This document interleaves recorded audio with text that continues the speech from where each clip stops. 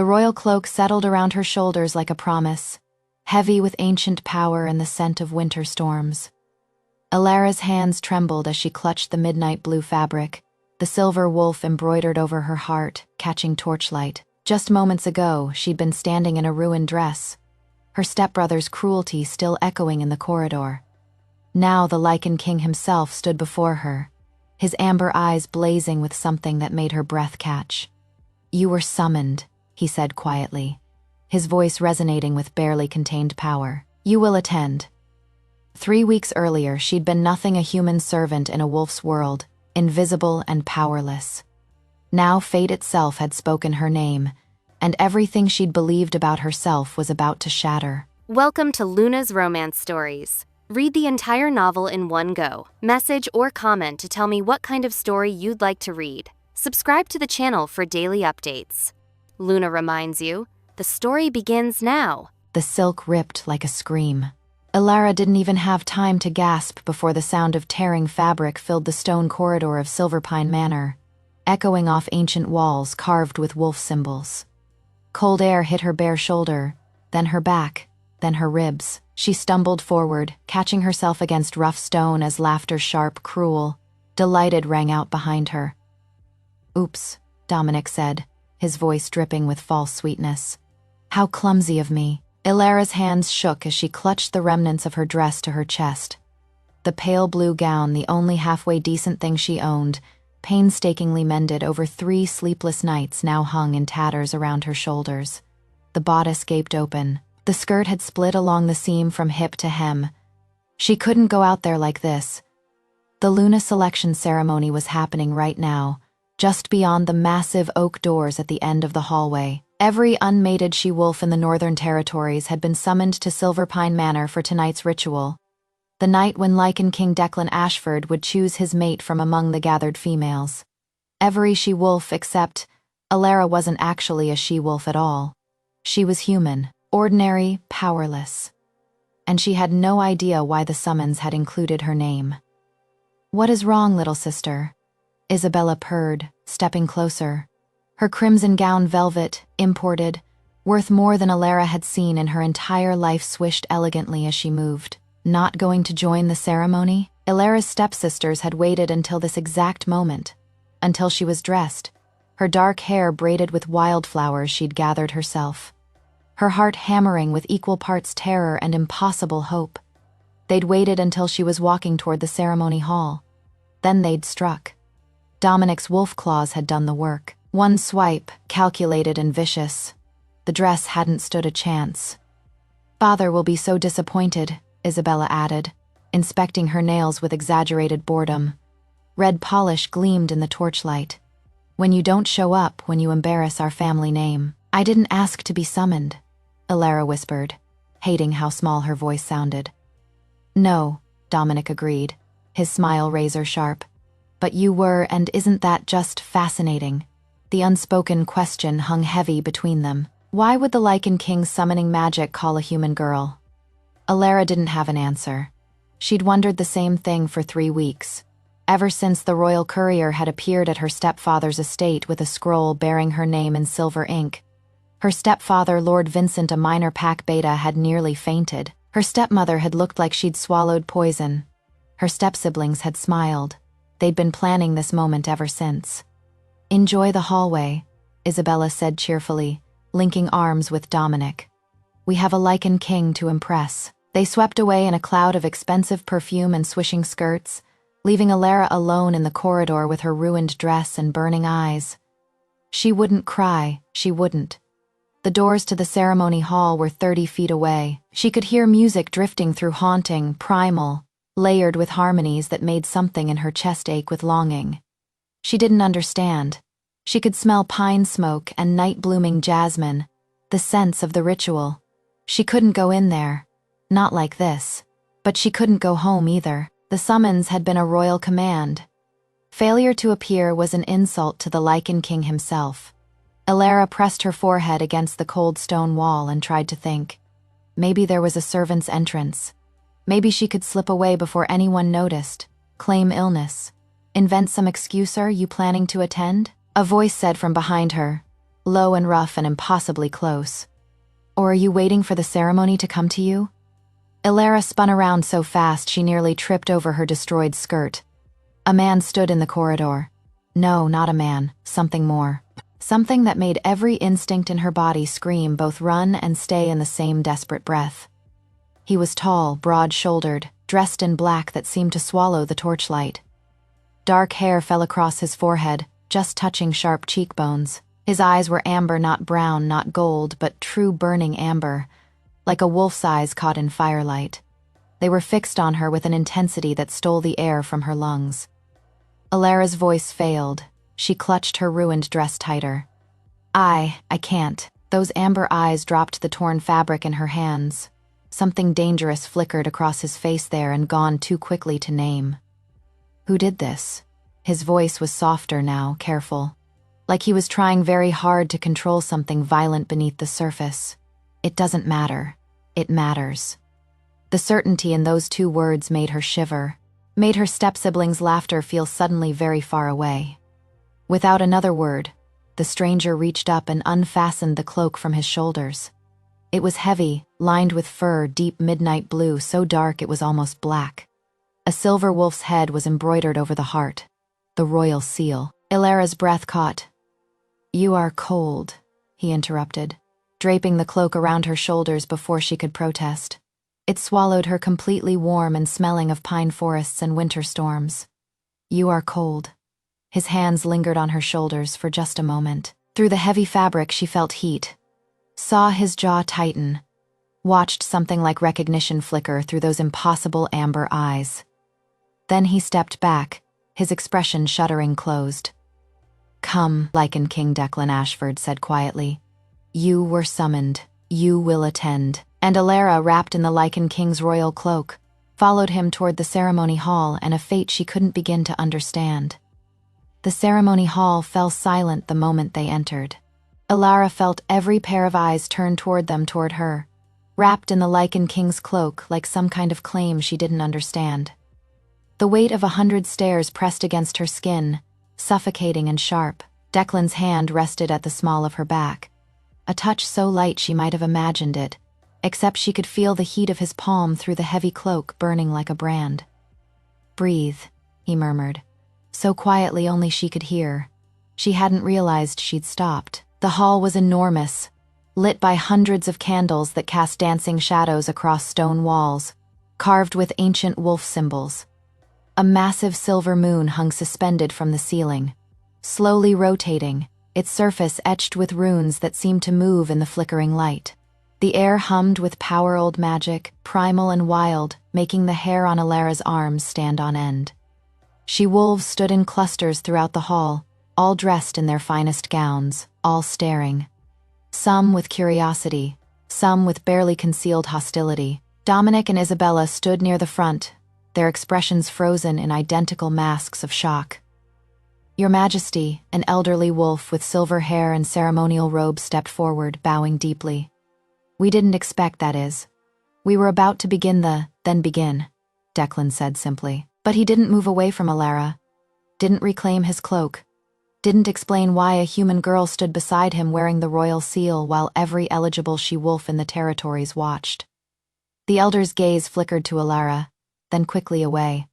Of course, the Luna selection will commence with the traditional moon blessing. All females will approach the lunar stone when called, and number the single word cut through the hall like a blade. Declan's hand tightened fractionally against Elara's back. She felt tension coil through his frame, predatory and controlled. Your Majesty? The elder asked carefully.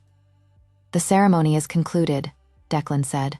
His voice was calm, absolute, brooking no argument. Thank you all for attending. The hall erupted. Voices rose in confusion and protest. She-wolves surged forward, demands and questions tumbling over each other. How could the ceremony be concluded when it hadn't even begun? What about the moon blessing, the traditional trials? The Lycan King hadn't even announced his choice. Elara felt dizzy. This didn't make sense. None of this made sense. Every own out, Declan commanded, and power rippled through his voice alpha command.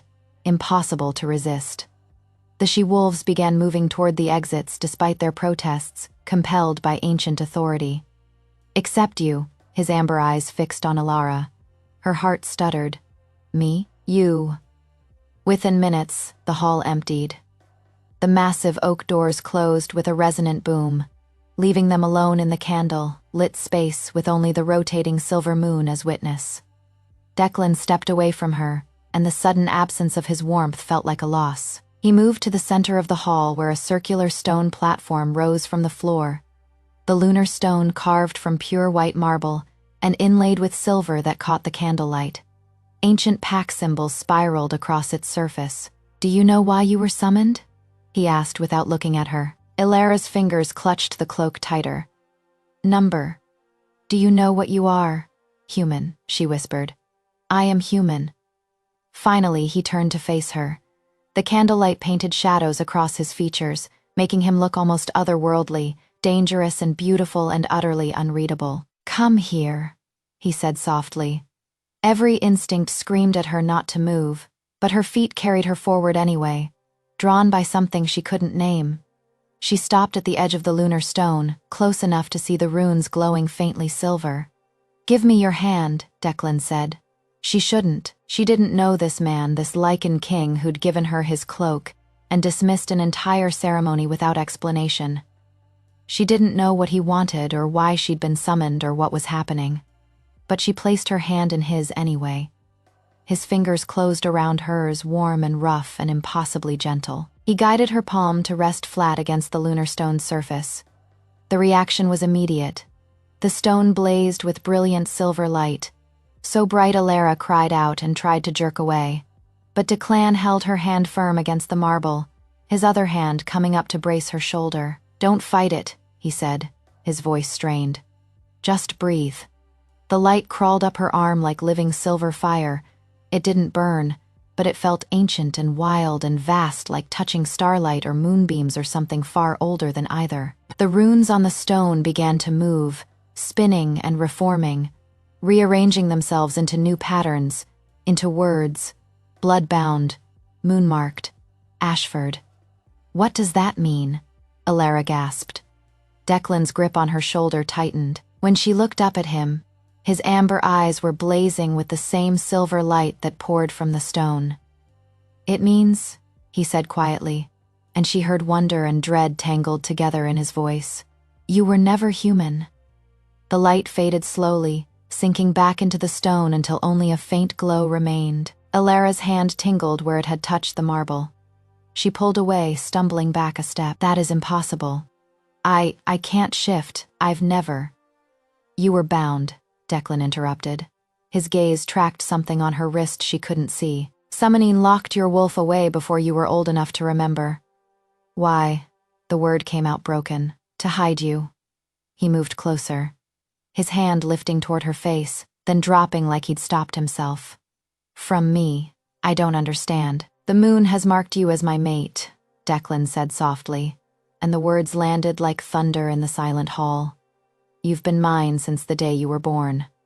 Ilara's world tilted sideways. "That is, no, that is not possible. I am nobody. I am just Ashford by blood," Declan said, his voice maddeningly calm while her entire reality crumbled. "The last daughter of the northern bloodline, hidden bound, raised among wolves who knew exactly what you were and chose to bury it. Her stepfamily, Lord Vincent's household, the way they'd always looked at her not just with contempt, but with something else, something that looked almost like fear." "My mother was human," Alara whispered. "She was," Declan confirmed. "Your father was not." The candles flickered, casting wild shadows across the stone walls. Alara's hands were shaking. She realized she was still wearing his cloak, wrapped in his scent pine and winter storms, and something wild underneath that made her head spin. "Why?" The question scraped out of her throat. "Why would someone bind my wolf? Why hide me?" Declan's jaw tightened. For a long moment he didn't answer.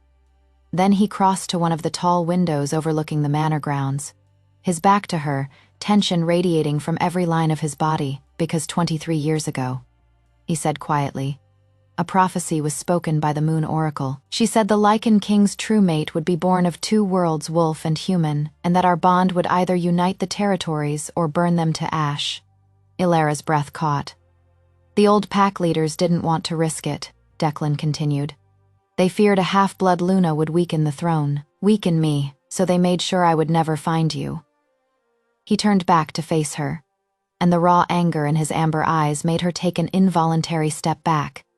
They killed your father when you were 2 years old, made it look like a rogue attack. Then they bound your wolf and placed you with a beta family loyal to their cause, where you would live and die as human, and I would never know what had been stolen from me. The words hung in the air like smoke, choking and thick. You are saying my stepfather has been my jailer since I was a child. Yes. Suddenly everything made terrible sense. The way Lord Vincent never looked directly at her. The way her stepmother kept her isolated, forbidden from attending pack gatherings. The way Dominic and Isabella treated her like something contaminated. They'd all known. Then why summon me now? Ilara demanded, anger finally burning through the shock. Why tonight? Why the Luna selection? If you already knew, I didn't know. The admission came out rough, almost pained. The binding was thorough. It hid you from mate sense, from pack bonds, from everything. I spent 20 years searching every territory for a mate I couldn't find, couldn't feel. He moved closer, and she saw something raw flash across his features. Until 3 weeks ago, when the binding began to crack. What changed? You turned 23, Declan said softly. The same age your father was when he met your mother. The same age the prophecy specified. Powerful bindings often break at significant moments. Birthdays, full moons, times of emotional extremity. Ilara's birthday had been unremarkable. She'd spent it alone in her room, mending clothes and trying not to think about the fact that another year had passed in her half-life of servitude. But that night she'd dreamed of wolves. Silver wolves running through moonlit forests, amber eyes watching her from the darkness, a voice calling her name in a language she didn't recognize, but somehow understood. She'd woken with tears on her face and the inexplicable certainty that something fundamental had shifted. I felt you, Declan said, and his voice dropped to barely above a whisper. For the first time in my life, I felt my mate's presence, faint, distant, but there like finding the first star after endless darkness. He stopped an arm's length away, close enough that she could see gold flecks in his amber eyes. I sent out the summons immediately, called every unmated female in the territories, knowing you would be among them, knowing whoever had hidden you would have no choice but to let you attend, or risk exposing themselves. They tried to stop me anyway, Ilara said, remembering her step-siblings' cruelty in the hallway, the destroyed dress, the calculated humiliation. Something dangerous crossed Declan's expression. Yes, they did. What happens now? The question came out smaller than she intended. Declan studied her face like he was memorizing every detail. Now we break the binding completely, restore your wolf, and deal with the pack leaders who thought they could defy fate itself. And if I don't want this? The words escaped before she could stop them. If I don't want to be your mate, or a Luna, or part of some ancient prophecy, pain flickered through his eyes, quickly masked. Then you walk away. The choice is yours. Ilara, it has always been yours. Fate may have marked us, but I won't claim you against your will. The sincerity in his voice undid something in her chest. This powerful Lycan king who could command hundreds with a word, who dismissed an entire ceremony without hesitation, he was offering her freedom, even though she could see it cost him. I need time, she whispered. I know. I need to understand what I am, what this means. I know, Declan repeated gently. He reached up slowly, giving her every chance to pull away, and carefully lifted the royal cloak from her shoulders. The loss of its warmth made her shiver. But you can't go back to that house. They'll know the binding is breaking, they'll try to stop it, or worse. Then where? Stay here, he said, in the manor. You'll have your own chambers, your own space. I won't pressure you, but I can keep you safe while you decide. Ilara looked into those impossible amber eyes and felt the ground shift beneath her feet once more. Okay, she breathed. Okay. The chambers Declan gave her were larger than the entire servants' wing at Lord Vincent's estate. Elara stood in the center of the room, turning slowly to take it all in. A four-poster bed draped in deep blue velvet, windows that stretched from floor to ceiling, overlooking forests that seemed to go on forever, a fireplace already crackling with warmth, bookshelves lined with leather-bound volumes, a bathing room with a copper tub big enough to drown in. It felt like a dream or a trap. "The staff will bring you anything you need," Declan said from the doorway. He hadn't entered, she noticed, kept himself carefully on the threshold like he didn't trust himself to come closer. "Clothes, food, whatever you want." "Thank you," Elara said, and meant it despite the chaos spinning in her head. His gaze lingered on her face. "Try to rest. Breaking a binding is difficult. You'll need your strength." Then he was gone, the door closing softly behind him, leaving her alone in luxury she'd never imagined and confusion she couldn't escape. Elara didn't sleep. She tried. She bathed in water that smelled of lavender and honey, put on the silk nightgown someone had left folded on the bed, and lay beneath covers softer than clouds. But every time she closed her eyes, questions swarmed like wasps. "You were never human. Your father was murdered. You've been mine since the day you were born." At midnight, she gave up and moved to the window. The moon hung full and heavy above the forests, painting everything silver. She pressed her palm against the cold glass and tried to feel anything that suggested a wolf lived inside her. Nothing, just her own heartbeat and the distant sound of wind through trees. A knock at the door made her jump. "Come in," she called, expecting a servant. Declan entered, carrying a tray with tea and small cakes. He'd changed from his formal clothes into simple black pants and a loose white shirt, sleeves rolled to his elbows. Without the ceremonial armor, he looked younger, more human except for those eyes. Those would never be human. "Couldn't sleep either?" Elara asked. "Number." He set the tray on a small table near the fireplace. "I thought you might be hungry. You didn't eat at the ceremony." Because her step-siblings had destroyed her dress, and she'd been too terrified to think about food, but she didn't say that. She crossed to the table and picked up one of the small cakes, lemon dusted with powdered sugar.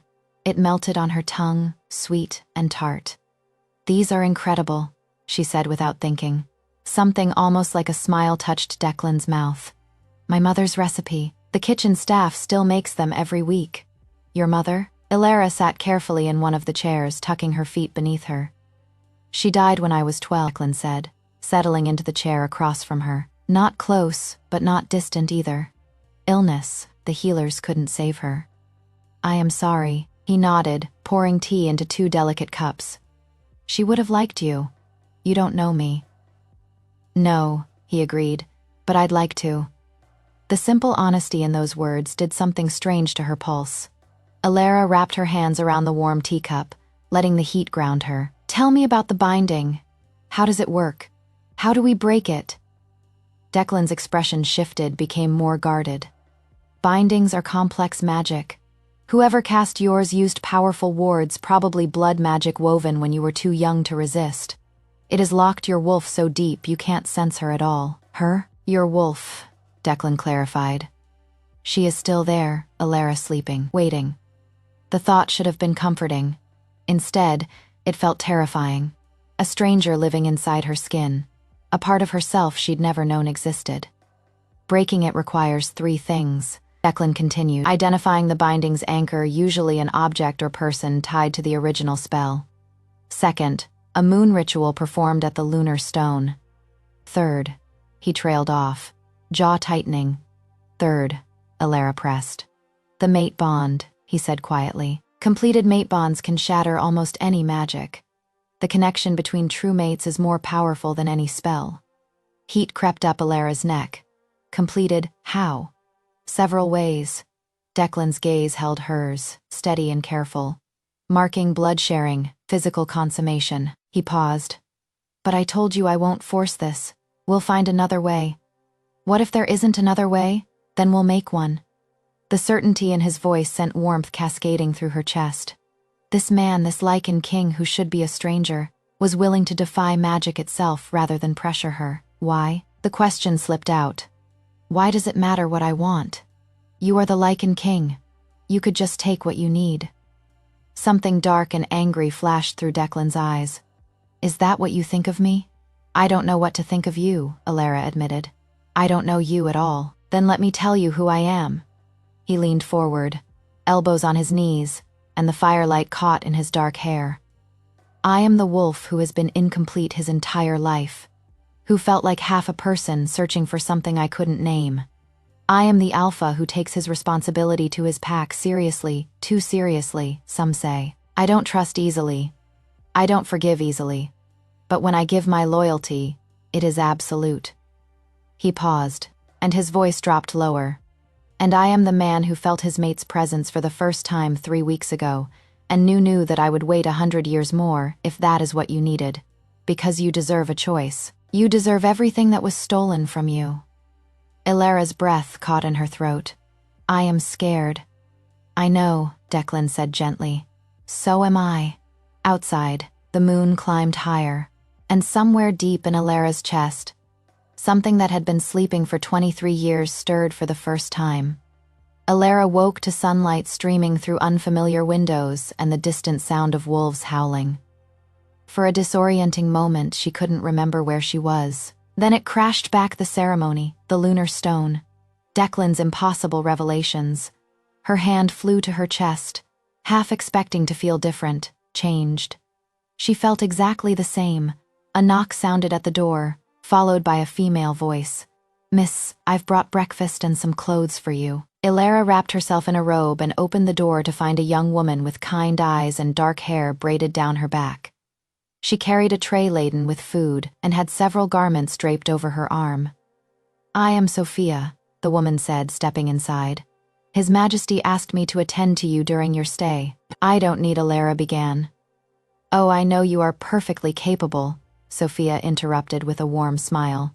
"But humor me anyway. It has been ages since we've had anyone interesting at the manor. The Lycan King is brilliant, of course, but terribly serious. You should see the staff's excitement. They're already placing bets on how long before the official bonding ceremony." Heat flooded Ilara's cheeks. "We're not there, is no, of course not," Sophia agreed, her eyes twinkling with mischief. "That is why he spent 3 hours last night pacing outside your door like a lovesick puppy before finally going to his own chambers." "He did not." "He absolutely did. Marcus, he is one of the guards, said he has never seen the Alpha so rattled. It is quite adorable, actually." Ilara didn't know what to do with that information. She busied herself examining the clothes Sophia had brought: simple but well-made dresses in deep greens and blues, riding pants, soft sweaters, real clothes, not the threadbare servant's garments she'd worn at Lord Vincent's estate. "His Majesty requests your presence in the library after breakfast," Sophia said, setting the tray on the table. "If you are comfortable with that, of course. He was very specific that I emphasize the 'if you are comfortable' part." Despite everything, Ilara felt her lips curve into a small smile. The library was a cathedral of books. Ilara stood in the doorway, breathless. Shelves stretched 3 stories high, connected by spiral staircases and narrow walkways. Sunlight poured through stained glass windows, painting everything in jewel tones. The scent of old paper and leather and something herbal sage maybe filled the air. "I thought you might like it here." Declan's voice came from somewhere among the shelves. She found him in a corner alcove surrounded by open books and scattered papers. He'd been researching, she realized, searching for answers about the binding. "It is beautiful," Ilara said honestly. He looked up, and something in his expression softened when he saw her. "You look rested." "I look like I borrowed someone else's clothes and have no idea what I am doing," she corrected. "That too," he agreed, and there was the ghost of that almost smile again. "Come, I want to show you something." He led her deeper into the library to a section that looked older than the rest. The books here were ancient, their spines cracked and faded. Declan pulled down a massive leather-bound volume and opened it carefully. "The history of the Northern bloodlines," he said, turning pages until he found what he was looking for. "This is your father." Ilara stared at the illustration. A man with dark hair and gentle eyes standing beside a massive silver wolf. The name beneath read, Julian Ashford, second of the Northern House, keeper of the moon's memory. "He looks kind," she whispered. "He was," Declan's voice was quiet. I was only 7 when he died, but I remember him. He used to bring me sweets from the human markets and tell me stories about the old magic. He said the barrier between our world and the human world was thinner than most wolves believed. That love could bridge any divide. He married my mother. Yes, it caused a scandal, but your father didn't care. He said she was his heart wolf or no wolf. Declan turned another page showing a painted scene of a wedding. The old guard never forgave him for it, or you. Elara traced the image with her finger, trying to feel some connection to these strangers who'd given her life. What was her name, my mother? Sarah Chen. She was a doctor in the human town bordering our territory. Your father was injured during a border dispute. Nothing serious, but enough that he needed medical attention. She found him in the woods, half-shifted and bleeding. Instead of running, she bandaged him up and told him he was the most ridiculous patient she'd ever had. Despite everything, Elara laughed. It sounded strange in the quiet library, but Declan's expression warmed at the sound. They fell in love quickly, he continued. Married within 6 months. You were born a year later. I remember the celebration the whole pack gathered, and your father was so happy. He kept saying he had the most perfect daughter in all the territories. Tears pricked Elara's eyes. What happened to my mother after he died? Declan's expression shuddered. She was human in a wolf's world. Alone with a half-blood child. The pack leaders feared what that meant. They gave her a choice. Let them bind your wolf and place you with a suitable family, or face exile from the territories with no protection, no resources, and enemies who would hunt you both. She gave me up, Elara said numbly. She saved you, Declan corrected, fiercely. She made an impossible choice so you would survive. He stopped, jaw clenching. Then she disappeared, left the territories and never came back. I've had people searching for years, no trace. The grief hit unexpectedly for parents she'd never known. A mother who might still be alive somewhere. A father murdered for loving across battle lines. Hey, Declan said softly. Suddenly he was closer, his hand hovering near her shoulder. Breathe. I can't, there is too much. I know, his hand finally settled on her shoulder, warm and grounding. But you are not alone anymore, I promise you that. Elara looked up into his amber eyes and felt something shift. Not the mate bond, not yet. But something simpler. Trust, maybe, or the beginning of it. Show me more, she said. I want to know everything. They spent 3 days in the library, 3 days of Declan teaching her wolf history, pack laws, the intricate politics that governed the territories. 3 days of discovering that she loved learning, that her mind was sharp when given the chance to be. 3 days of stolen glances and careful distance and tension that built like gathering storm clouds. On the 4th morning, everything changed. Elara woke before dawn with pain lancing through her skull. Not a headache, something deeper, like her bones were trying to rearrange themselves from the inside out. She stumbled from bed gasping and barely made it to the floor before her legs gave out. The world tilted, blurred. Her vision fractured into strange double images, the room as it was. And something else. Something wild. She could smell everything. Sophia's lavender soap from 3 rooms away. The horses in the stables outside. Rain coming from miles off. And underneath it all pine and winter storms and Declan. His scent was everywhere, drowning her, calling to something that suddenly wanted to answer. She didn't remember screaming, but suddenly Sophia was there, and then other servants. And then Declan burst through the door like a force of nature, his eyes blazing amber bright. Everyone out, he commanded. Now, the room emptied in seconds. Declan dropped to his knees beside her, his hands hovering over her trembling body like he wanted to touch, but didn't dare. The binding is breaking, he said. Your wolf is waking up. It hurts, Elara gasped. Sweat poured down her face. Her skin felt too tight, like something was trying to claw its way out. I know, and I am sorry. His voice was raw with helplessness. We need to get you to the lunar stone. It will help guide the transition. Can you stand? I can't. Without asking permission, Declan scooped her into his arms. The contact sent electricity racing across her skin. She could feel his heartbeat thundering against her cheek, could smell his scent intensifying, could hear a low growl rumbling in his chest that should have terrified her but instead felt like safety. "Hold on to me," he said, and she didn't know if he meant physically or something deeper. She wrapped her arms around his neck and held on. The journey through the manor passed in a blur of pain and heightened senses. Every sound was too loud, every scent too strong. Ilara buried her face against Declan's shoulder and tried to breathe through it. He kicked open the doors to the ceremony hall and strode directly to the lunar stone. Dawn light was just beginning to filter through the windows, painting everything in shades of pink and gold. "I need to put you down," Declan said gently. "The stone has to touch your skin." Ilara's fingers clutched at his shirt. "Don't leave." "Never," he promised, and the words sounded like a vow. He lowered her carefully onto the lunar stone. The moment her skin touched marble, silver light exploded through the hall brighter than before, wilder. The runes on the stone blazed to life, spinning faster and faster. And then she felt it. A presence in her mind. Ancient, powerful, furious at being caged for so long. "Sister," something whispered in her thoughts. "Finally."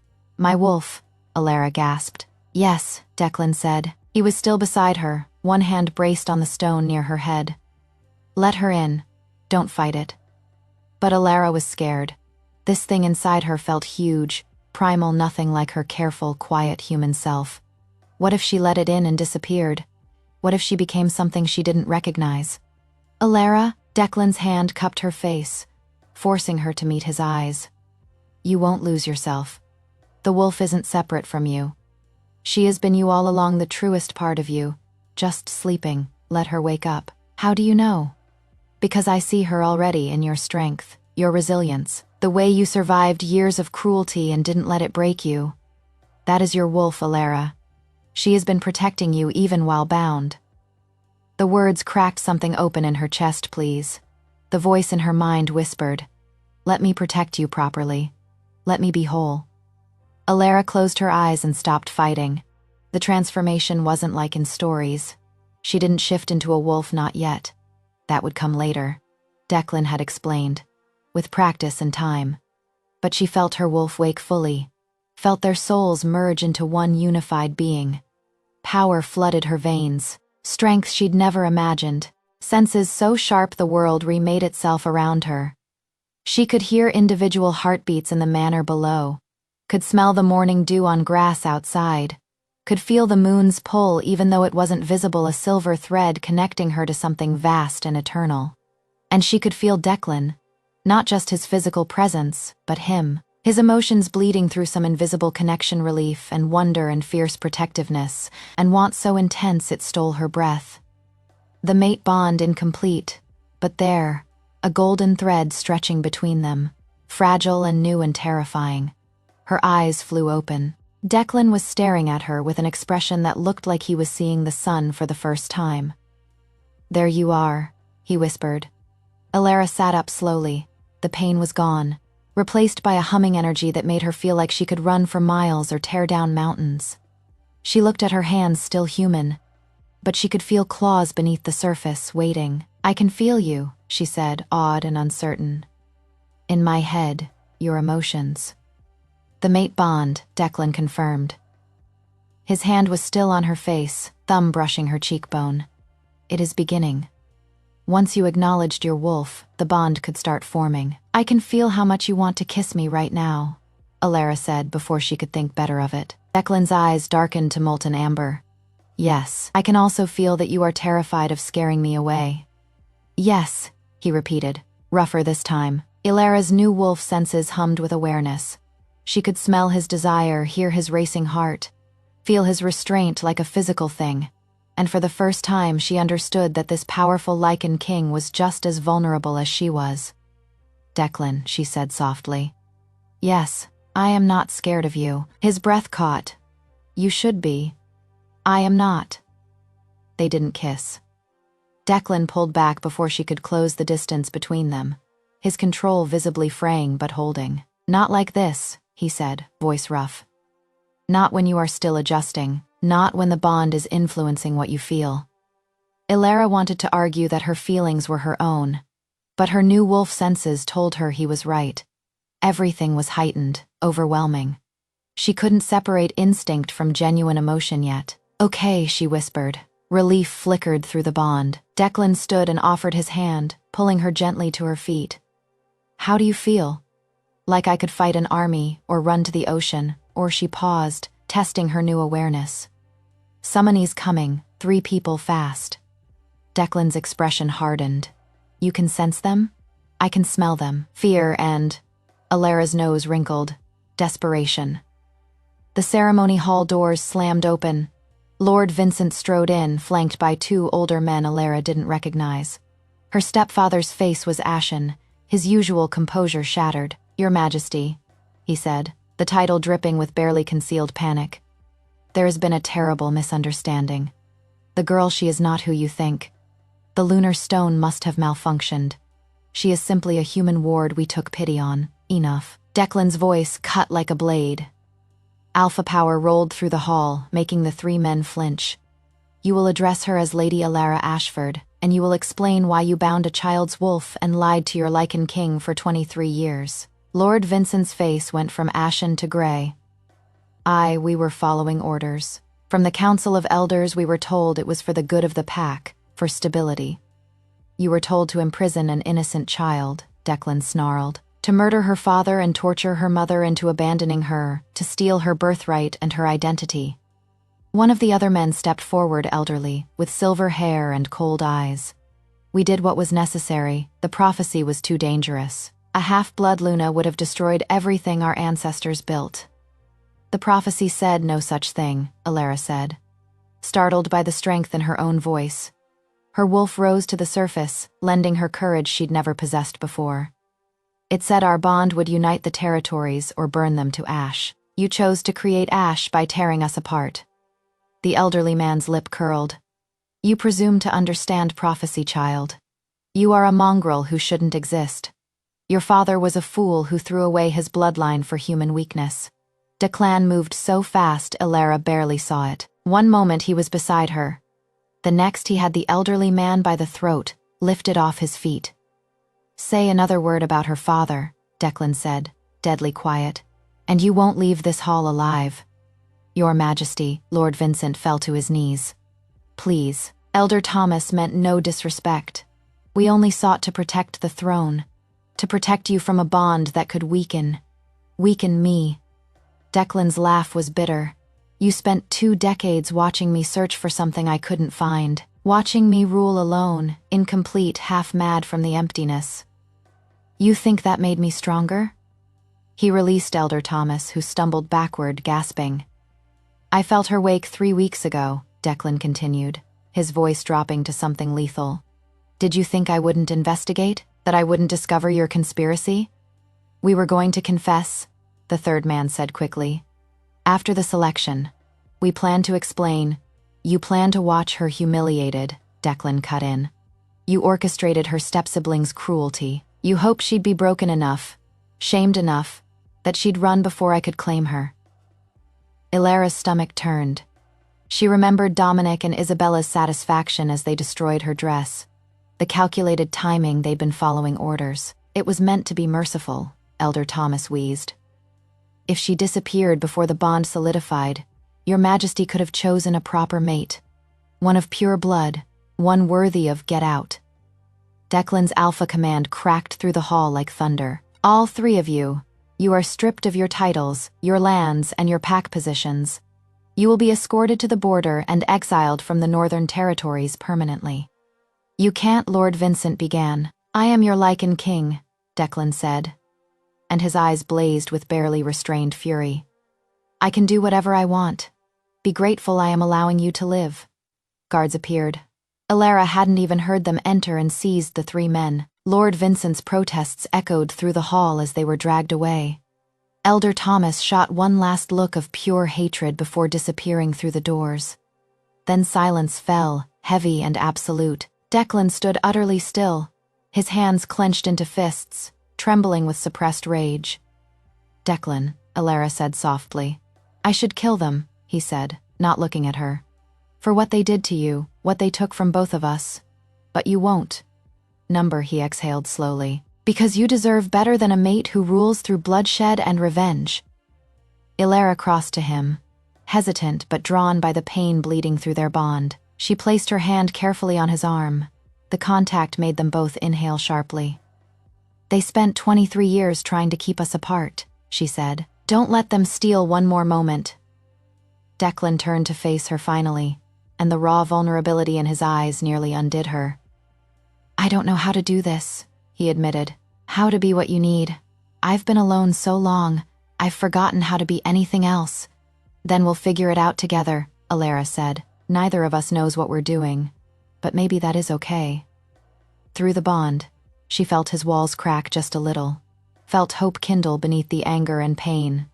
Together, he repeated, like he was tasting the word for the first time. Together, she confirmed. Outside, storm clouds gathered on the horizon, and in the distance something howled not in greeting but in warning. The attack came at nightfall. Ilara was in her chambers, attempting to read while her wolf paced restlessly beneath her skin, when every instinct she possessed suddenly screamed danger. She bolted to her feet just as Declan burst through the door. Already half-shifted, his eyes blazed amber, canines elongated, claws extending from human hands. Rogues, he snarled. At least 20, they breached the eastern perimeter. How? Summonon let them in. His gaze locked with hers, and she felt his fear spike through the bond. Not for himself. For her. They're coming for you. Before she could process that, an explosion rocked the manor. Glass shattered somewhere below. Screams echoed through the halls. Stay here, Declan commanded. Lock the door. Don't open it for anyone but me. You can't fight 20 wolves alone. I am not alone. I have guards, warriors. Another explosion cut him off. He cursed violently. They're using fire charges, trying to flush us out. Smoke was already beginning to seep under the door. Ilara's new senses detected the acrid chemical smell. Detected something else too: wrongness. These weren't ordinary rogues. Their scent was corrupted, twisted by something unnatural. Blood magic, she said, the knowledge rising from her newly awakened wolf. They've been enhanced. Declan's expression turned grim. Elder Thomas. He must have had contingency plans. You exiled him hours ago. How could he organize this so fast? Because he has been planning it for weeks, Declan said bitterly. Since the moment I sent out the selection summons. He knew if I found you, his conspiracy would unravel. A howl split the night closer now. Just outside the manor, answered by a dozen more. The sound raised every hair on Ilara's body. We need to run, Declan decided. Get you somewhere safe while I deal with. Ilara's wolf rose to the surface, lending her a confidence that felt both foreign and completely natural. I am not running anymore. I spent 23 years hiding. I am done. You can't fight. You haven't even shifted yet. Then teach me right now. Declan stared at her like she'd lost her mind. Ilara, first shifts take hours, sometimes days. The pain alone, the bond, she interrupted, an idea forming. You said completed mate bonds can shatter magic. Can they also transfer knowledge, strength? Understanding flickered across his face, followed immediately by resistance. Yes, but that requires a blood exchange. It is intimate, permanent. It would lock the mate bond in place completely. There is no going back from that. Good, Ilara said, meeting his gaze steadily. I don't want to go back. You don't know what you are saying. I know exactly what I am saying. She closed the distance between them, placing her hand over his racing heart. Those wolves are here to kill me because of what I represent. Because our bond threatens their power. I won't let them win by cowering while you fight alone. Through the bond, she felt his conflict, the desperate need to protect her, warring with respect for her choice, with the primal urge to accept what she was offering. If we do this, he said roughly, there is no undoing it. You'll be mine, I'll be yours, forever. I am already yours, Ilara said softly. Fate decided that before either of us were born, this is just making it official. A crash from downstairs, the sound of claws on marble snarling. They were running out of time. Declan pulled a knife from his belt silver, gleaming in the firelight. "Your hand." Ilara extended her palm without hesitation. The blade cut quick and clean. Blood welled bright red against her skin. Declan sliced his own palm, then pressed their hands together. The effect was instantaneous and overwhelming. Power slammed into Ilara like a tidal wave. Declan's strength, his memories, his very essence pouring through the bond. She gasped, knees buckling, but he caught her against his chest. "I've got you," his voice echoed in her mind. "Let it flow, don't fight it." She felt his first shift at age 12 terrifying and exhilarating, felt centuries of pack knowledge passed down through alpha bloodlines, felt battle experience and leadership instincts and the crystalline clarity of wolf senses honed over decades. And underneath it all, she felt his love, raw and overwhelming and absolute. He'd been waiting for her his whole life, and now that he had her, he would burn the world before letting anyone take her away. The knowledge of how to shift crystallized in her mind like muscle memory that had always been there. "Now," Declan said aloud. "Call your wolf, she'll answer." Ilara closed her eyes and reached for the presence she'd felt on the lunar stone sister. "I need you, finally," her wolf responded with fierce joy. "Let's hunt." The shift hurt less than she'd expected. Or maybe Declan's strength was buffering the pain through their bond. Either way, her body knew what to do. Bones realigned, muscles reformed. Dark fur rippled across her skin. When she opened her eyes, the world had transformed. Colors muted, but scents and sounds amplified 1,000-fold. She stood on 4 legs smaller than Declan would be in wolf form, but sleek and powerful. She looked up to find Declan staring at her with something like reverence. "You are beautiful," he sent through their bond. Then he shifted himself, his massive black wolf towering over her silver-gray form. "Ready?" he asked, "to fight, to protect what is ours." Ilara's wolf bared her teeth in what might have been a smile. Always together, they burst from the chambers and raced toward the sounds of battle. The rogues had made a fatal mistake. They'd come to kill a helpless human girl. Instead, they'd face a mated alpha pair, and the moon showed no mercy to those who threatened its chosen. The great hall had become a battlefield. Ilara and Declan descended the main staircase as wolves, their claws clicking against marble slick with blood. Below, Declan's warriors fought a desperate defense against rogues that moved with unnatural speed and strength. The corrupted wolves' eyes glowed sickly yellow, the unmistakable mark of blood magic enhancement. "Stay close to me," Declan commanded through their bond. "These aren't ordinary rogues. They won't hesitate, won't retreat." "Neither will I," Ilara replied. A massive gray rogue spotted them and charged up the stairs, jaws slavering. Declan moved to intercept, but Ilara was faster. Her new instincts took over. She dropped low, letting the rogue's momentum carry it over her, then twisted and sank her teeth into its exposed throat. The kill was clean, efficient, horrifying. Her wolf felt only grim satisfaction. Good, Declan sent, pride warming through their bond. "But don't take unnecessary risks. I can't lose you when I just found you." 3 more rogues converged on their position. Declan took 2 with brutal efficiency while Ilara grappled with the 3rd.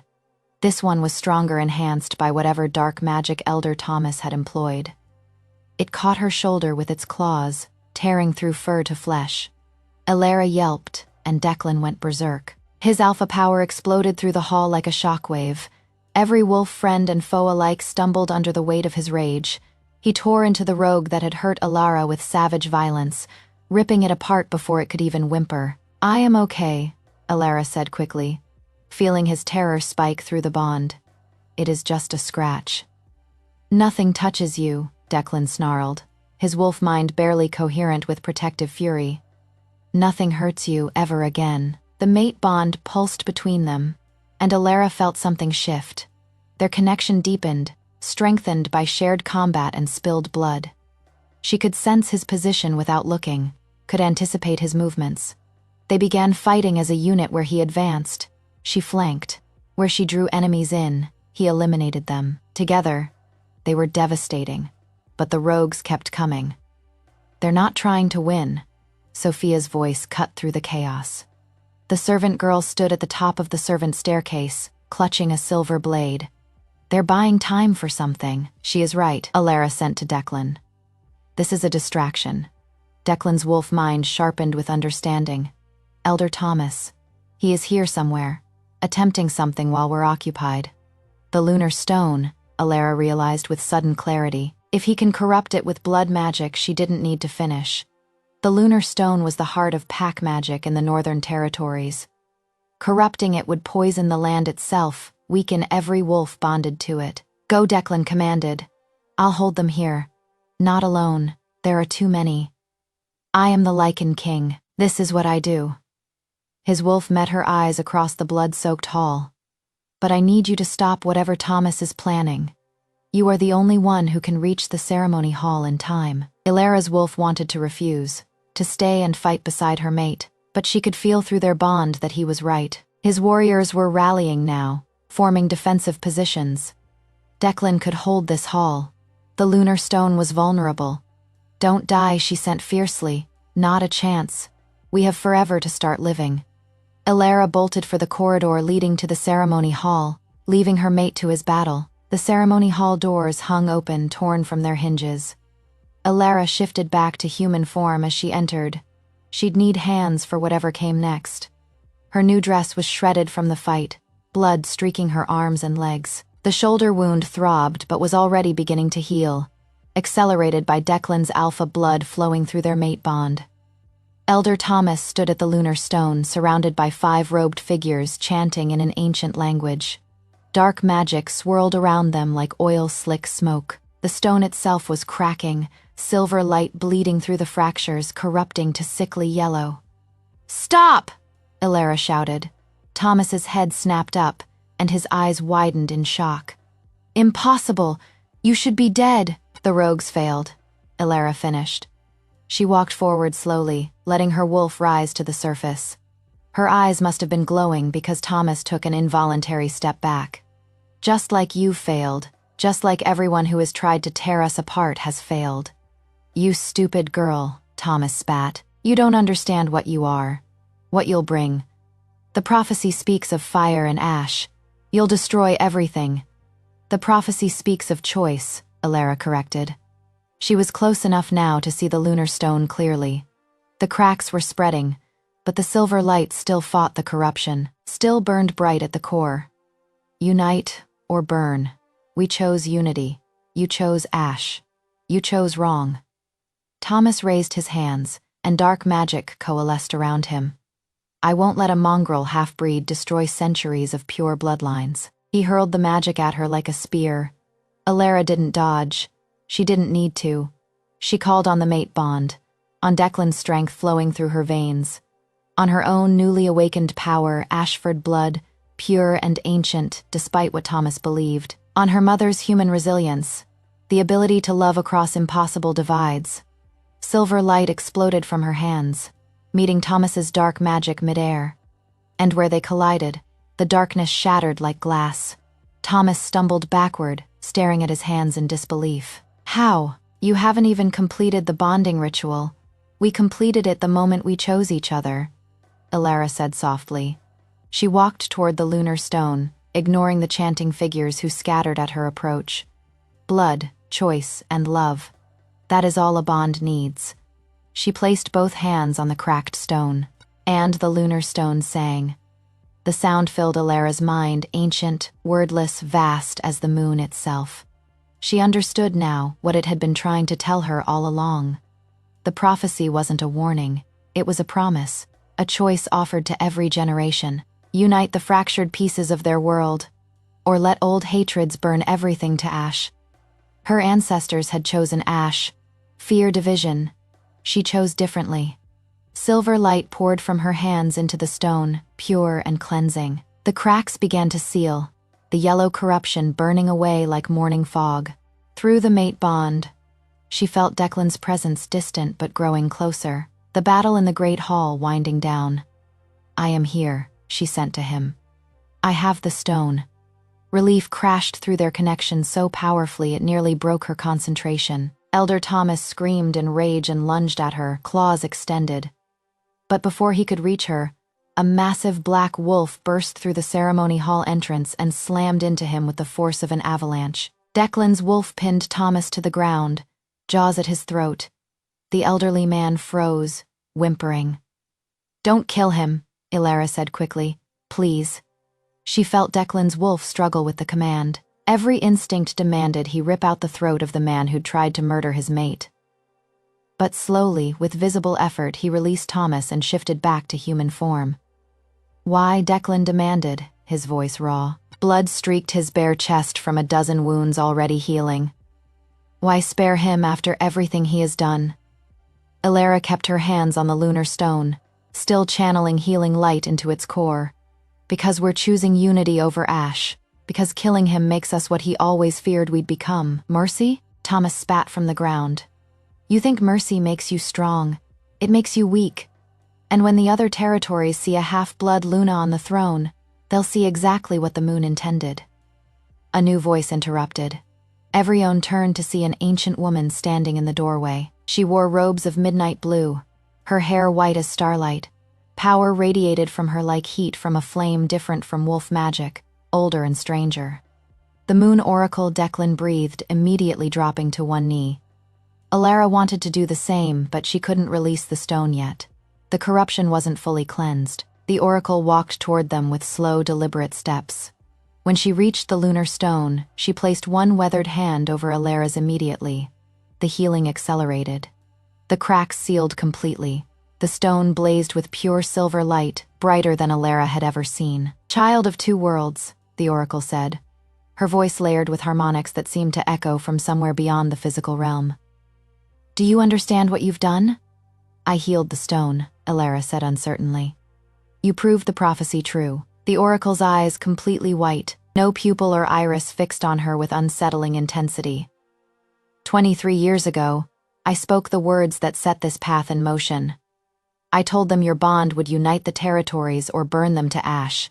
They heard only the threat. They missed the promise." "What promise?" Declan asked, rising to stand beside Ilara. "That true unity requires those who belong to both sides, who understand division because they've lived it." The oracle's hand moved from Ilara's to rest on the now perfect lunar stone. "A Luna who is wolf and human, an Alpha who is power and compassion. Together, you are the bridge the territories have needed for centuries." "The other Alphas will never accept a half-blood Luna," Thomas said from the floor, his voice bitter. "They'll challenge, they'll kneel," the oracle interrupted. "Or they'll fall. The moon has chosen. The stone has accepted, and any who stand against the moon's will are standing against fate itself." She turned back to Ilara. "But you must choose too, child. The stone is healed, the bond is formed. But to truly become Luna, to claim your birthright and your power, you must accept the full weight of what that means. You cannot be half-committed, half-present. You must be all in, or you must walk away now while you still can." Ilara's heart hammered through the bond. She felt Declan's fear spike not of her answer, but of influencing it. He was carefully, deliberately keeping his emotions locked down, refusing to pressure her through their connection. She looked at him, really looked at this powerful Lycan king who'd waited 23 years for her, who'd given her choices when he could have taken, who'd been willing to wait 100 more years if that is what she needed. Then she looked at the lunar stone blazing with silver light, at the power thrumming through her veins, at the potential spread before her not just as Declan's mate, but as something more, a leader, a bridge, a Luna who could change everything. She thought of her father, murdered for daring to love across boundaries, of her mother forced to give her up to keep her alive, of 23 years spent powerless and hidden and small. She was done being small. "I choose this," Ilara said clearly. "I choose him. I choose the pack. I choose to be Luna." The oracle smiled. "Then kneel before the stone, both of you." Declan immediately dropped to his knees. Ilara joined him, their hands finding each other automatically. The oracle placed her hands on both their heads. "By the authority of the moon, by the power of fate, by the bond that cannot be broken, I name you Lycan King Declan Ashford and Luna Queen Ilara Ashford. May your reign bring unity to the fractured, healing to the wounded, and hope to those who have forgotten how to dream." Power crashed over them like a wave. The mate bond blazed white-hot, fusing completely.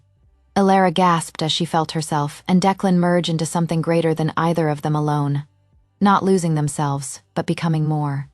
When the light faded, they were no longer just two wolves. They were Alpha and Luna, bonded, crowned, forever. Elara stood at the window of the chambers she now shared with Declan, watching the full moon rise over the forests. So much had changed. Elder Thomas and his conspirators were imprisoned, awaiting trial before the Council of Alphas. The rogues who'd survived the attack had been questioned most were victims themselves, coerced through blood magic and threats to their families. Lord Vincent had fled the territories entirely. Her step-siblings had sent a formal apology she hadn't yet decided whether to accept. The manor had been rebuilt. The pack had settled into cautious acceptance of their new Luna, and Elara had spent every day learning what it meant to be both wolf and leader. But tonight was different. Tonight was the Luna's Moon, a ceremony where she would be formally presented to the assembled alphas from all territories, where they would either accept her or challenge Declan's right to rule with a half-blood mate. "You are nervous," Declan said from behind her. She felt him approach through their bond before his arms circled her waist, pulling her back against his chest. "Terrified," Elara admitted. "What if they reject me? What if this causes a war? Then we'll face it together." Declan's lips brushed her temple. "But they won't reject you. They can't. You've already done more for pack unity in 3 weeks than the Council has accomplished in decades." It was true, she'd spent her time visiting the human settlements that bordered wolf territories, establishing diplomatic relations that had never existed before. She'd opened the manor's library to scholars from both worlds. She'd even tracked down 3 other half-blood wolves who'd been hiding their heritage and brought them into the pack, proving they could thrive. Small steps, but steps nonetheless. "The Oracle sent word," Declan said, his voice warming with something like amusement. "She says to tell you that fate doesn't make mistakes, and that you should stop doubting yourself, or she'll make the trip here personally to knock sense into you." Despite her nerves, Elara laughed. She really said that. Her exact words included more creative threats, but I am paraphrasing. Elara turned in his arms, looking up at the man who'd become everything to her in such a short time. Mate, partner, friend. The bond between them was a constant presence, now comfortable as breathing, strong as steel. "Do you ever regret it?" she asked quietly. "That you didn't get to choose someone easier?" Declan's expression softened. He cupped her face with both hands, thumbs brushing her cheekbones. "I chose you the moment I felt your presence 3 weeks before we met. I chose you when I gave you my cloak. I chose you every second of every day since. And I would choose you again in every lifetime, every universe, every possible version of our story. Even though I can't shift as fast as pure bloods, even though half the council thinks I am an abomination." "Especially because of those things," Declan said fiercely. "Because you faced more in 23 years than most wolves face in a lifetime, and you are still standing, still fighting, still choosing compassion over bitterness." His forehead touched hers. "You make me better, Elara. You make all of us better." Through the bond, she felt the absolute truth of his words. A knock sounded at the door. "Your Majesties," Sophia's voice called. "It is time." Elara took a deep breath. Declan's hands tightened on her face for just a moment. "Remember," he said softly, "you don't have to prove anything to them. You've already proven everything that matters to the moon, to me, and to yourself. Tonight is just formality. Formality that could start a war. Then we'll face it." He pressed a kiss to her forehead, then her nose, then finally her lips, brief but full of promise. "Together, always," Elara whispered. "Together." The ceremony ground was packed with wolves, hundreds of them, from every territory. Alphas and betas and warriors, all gathered under the full moon to witness the Luna's presentation. Elara could smell their curiosity, their skepticism, their fear. She walked beside Declan through the assembled crowd, wearing a gown of midnight blue that Sophia had commissioned, simple but elegant, with the Ashford crest embroidered in silver over her heart. Her dark hair was unbound, falling down her back in waves. She looked exactly like what she was, half human, half wolf, and wholly herself. The crowd parted as they approached the lunar stone, which had been moved outdoors for the ceremony, It blazed with silver light, reflecting the full moon overhead. The assembled alphas formed a semicircle around the stone. Elara recognized some from the research she'd done. Alpha Marcus of the eastern forests, a grizzled warrior with scars across his face. Alpha Cassandra of the southern plains, young and sharp-eyed. Alpha Rowan of the western mountains, ancient and wise. Lycan King Declan, Marcus said formally. You've called us here to witness the Luna's crowning. But many question whether a half-blood can truly carry the title, whether the moon's blessing is genuine or mistake. The moon doesn't make mistakes, Declan replied, his voice carrying easily across the silent crowd. And I didn't call you here to debate my mate's worthiness. I called you here to witness what you should have witnessed 23 years ago, the rise of the Luna, the prophecy promised. Pretty words, Cassandra said coldly. But words don't prove legitimacy. Let her place her hand on the lunar stone. Let the moon judge whether she is truly worthy. It was a test. A challenge. If the stone rejected her, every wolf present would see it as proof that she didn't belong. Elara met Declan's eyes through the bond. She felt his steady confidence in her. She walked to the lunar stone alone. The crowd held its collective breath. Elara placed her palm flat against the marble surface and opened herself to whatever judgment would come. The stone didn't just glow, it sang. Silver light exploded upward in a column that pierced the night sky, visible for miles. The moon overhead seemed to brighten in response, and when Elara looked down, she saw new runes forming on the stone's surface. Not words, but images. A silver wolf and a black wolf running side by side. Two worlds united, the prophecy fulfilled. The assembled alphas dropped to their knees. Even Marcus, even Cassandra. All of them kneeling before the Luna the moon had chosen. Declan was suddenly beside her, his hand finding hers. Through their bond, she felt his pride, his love, his absolute certainty that this was exactly where she belonged. Luna Queen Elara Ashford, Marcus said, his gruff voice surprisingly gentle. The eastern forests recognize your claim. We pledge our loyalty to the moon's chosen. One by one, the other alphas followed, pledging, accepting, bowing to fate itself. When it was done, when the ceremony finally ended and the crowd began to disperse, Declan pulled Elara into his arms. Told you, he murmured against her hair. Elara laughed, the sound bright and free.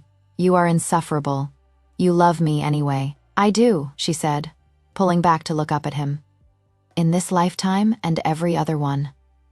They walked back to the manor hand in hand, under a moon that smiled down on its chosen children. Two wolves born into division but living in hope together, always together forever. The end.